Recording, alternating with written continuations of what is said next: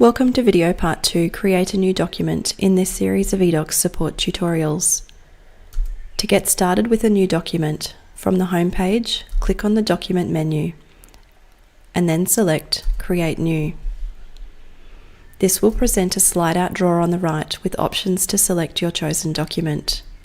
There are multiple options to help you select a document, which include the Search Documents field, allowing you to type the name of your required document to refine the menu listing, or you can click on the drop-down list of categories to refine the menu listing by document type.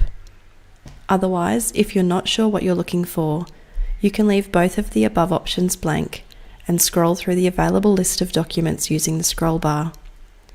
If you need help finding what you're looking for, you can of course contact your local Master Builder's office for support.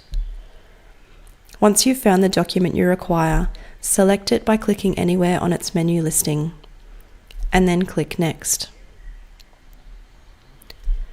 Step 2 of creating your document will allow you to provide a friendly name for your document.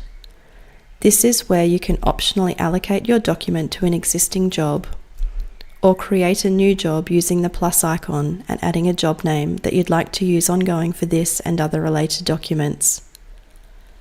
Assigning a document to a job is not a required step, and you can choose to do this at a later time.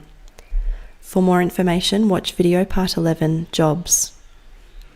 The document you are creating will associate to your business profile by default to ensure your uploaded business logo is printed on your documents. Where you have multiple business profiles, you can assign your document to the appropriate business profile here. For more information about your business profile, watch video part 12, Address Book. Click Create Document to get started editing in the document wizard, which is explained in the next video. To learn more about eDocs, continue to watch the other videos in this series, or if you need to speak to someone, contact your local Master Builder's office.